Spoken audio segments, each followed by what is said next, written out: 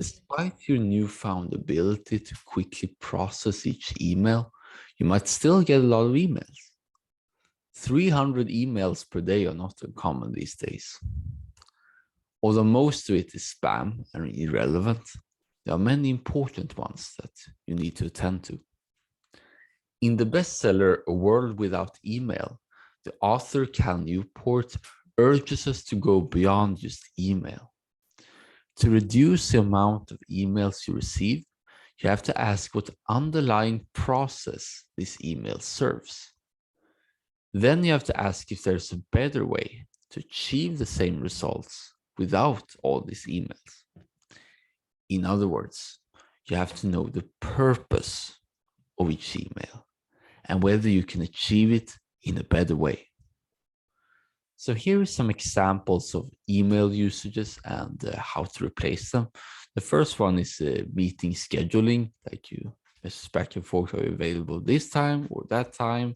And then you set up a meeting too. But you can use tools like Calendly and doodle.com instead, because if you just send the link, you can click the available time and both of you are set. And other usages are questions, that you receive questions that you have to answer for your role.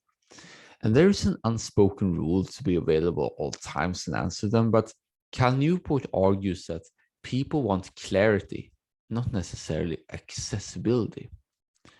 In other words, if you're explicit with how and when you will respond and actually do it, the askers will appreciate it, and you can pretty much gain the extra benefit of not having to be there all the time.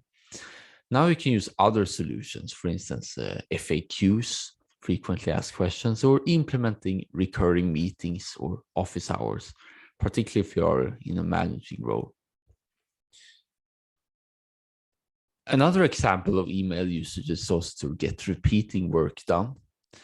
Instead of using email, you can establish a trusted procedure, almost like an assembly line, together with the people involved. And lastly, most emails are about getting new work done.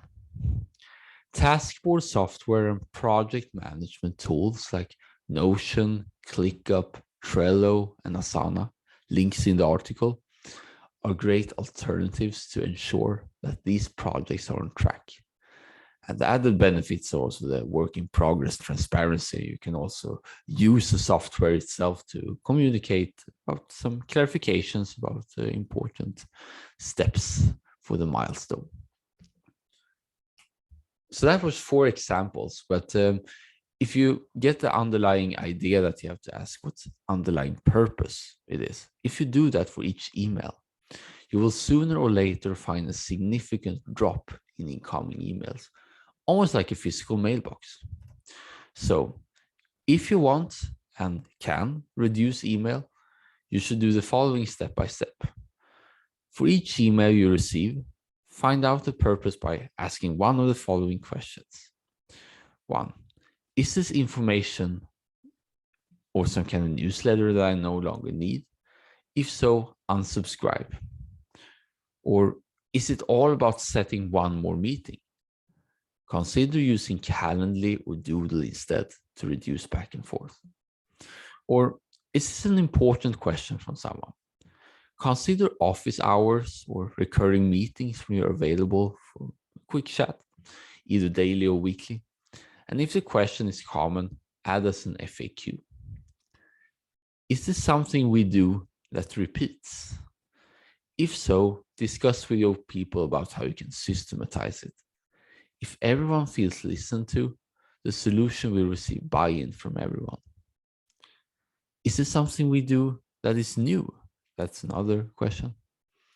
Consider using tools like Notion, ClickUp, Trello, or Asana to make the work visible to everyone. You can have discussions within the software, so you do not need to feel that these are going to be eliminated, because they won't. Or if all this doesn't work, you can just hire an assistant if there are way too many. But That's a topic for another video and episode.